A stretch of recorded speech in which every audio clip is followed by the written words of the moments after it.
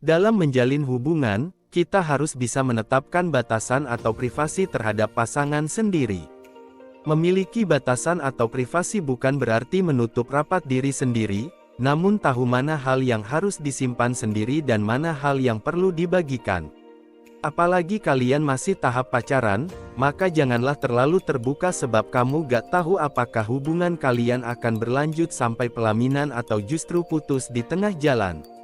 Keterbukaan penting, tapi privasi tetap perlu ada. Berbagai penelitian telah menemukan, keterbukaan antar pasangan memegang peran penting dalam relasi romantis.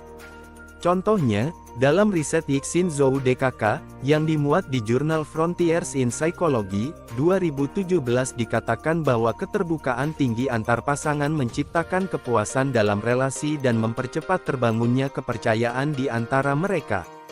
Walau demikian, bukan berarti kita mesti tahu segala sesuatu tentang pasangan sampai ke hal paling detail. Menurut studi yang dilakukan psikolog dan profesor dari University of Michigan's Institute for Social Research Terry Orbuch, memiliki ruang sendiri atau privasi dalam relasi lebih penting dan berpengaruh terhadap kebahagiaan pasangan dibanding memiliki kehidupan seks yang baik. Dikutip dari The Sydney Morning Herald, dari pasangan-pasangan tidak bahagia yang diteliti Orbuch, sebesar 11,5% melaporkan ketidakbahagiaannya itu karena kurangnya privasi atau waktu untuk diri sendiri. Sementara, mereka yang tidak bahagia karena kehidupan seksnya hanya sebesar 6%. Orbuch berargumen, ruang privasi membuat seseorang lebih tidak jenuh karena mereka bisa memiliki waktu untuk menjalankan hobi, berkutat dengan pemikirannya, dan beristirahat dari tanggung jawab pada pasangannya. Supaya Anda dan pasangan tak lagi mendebatkan soal rahasia dan privasi, sebaiknya cari tahu perbedaan mendasar keduanya. Dilansir dari Psychology Today, rahasia adalah keadaan di mana seseorang sengaja menyembunyikan sesuatu. Biasanya hal ini dilakukan karena takut ada dampak negatif jika ia membaginya pada orang lain, termasuk pada pasangan. Sementara privasi adalah kondisi saat seseorang menginginkan untuk bebas dari pengamatan atau gangguan orang lain. Privasi bisa juga diartikan sebagai keinginan diri untuk tak diganggu oleh apapun dan siapapun yang berhubungan dengan kebutuhan, nilai, dan keyakinan pribadi. Oleh karena itu, banyak orang merasa marah ketika privasinya dilanggar. Jika Anda marah karena merasa ada hal yang tidak boleh pasangan ketahui di dalam ponsel, tandanya Anda sudah menyimpan rahasia. Nah, rahasia inilah yang biasanya menjadi sumber pemicu masalah dalam hubungan baik pacaran maupun pernikahan. Privasi sangat diperbolehkan dalam hubungan. Meski Anda dan pasangan sudah menikah, privasi sangat penting dalam hubungan dan diperbolehkan. Privasi tidak akan merusak hubungan Anda dan pasangan, asalkan disepakati secara bersama-sama.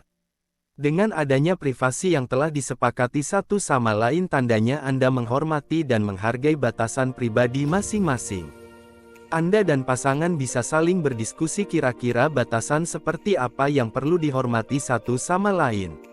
Dengan begitu, Anda dan pasangan akan sama-sama merasa aman, didukung, dan diterima. Namun, batasan privasi ini harus dibicarakan dan disepakati oleh kedua belah pihak. Pertentangan terkait privasi, meskipun punya nilai positif, mengupayakan ruang privasi masih sering dianggap bukan kebenaran oleh sebagian pihak.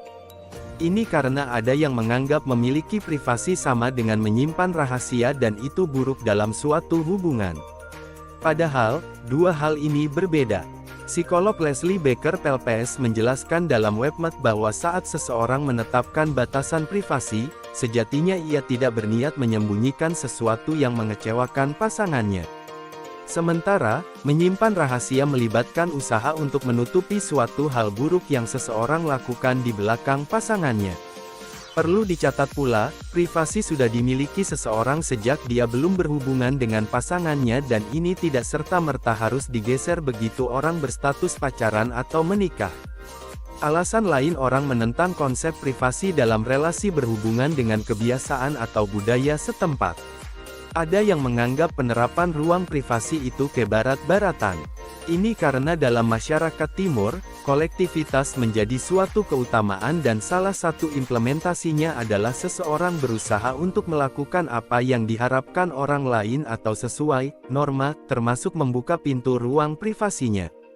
Berbeda dengan di masyarakat Barat, di mana individualisme dikedepankan sehingga mereka cenderung membuat keputusan sesuai apa yang menurutnya nyaman. Mengabaikan privasi ini telah dilatih dalam masyarakat Timur sejak seseorang kecil. Contoh sederhananya adalah bagaimana orang tua merasa bebas menerobos kamar anak-anaknya dan menganggap batasan tidak ada karena merekalah yang punya kewenangan di rumah. Selain itu, perkara menyentuh bagian tubuh anak-anak juga masih sering diabaikan, misalnya saat keluarga atau kenalan hendak memeluk, menggendong, atau mencium seorang bocah.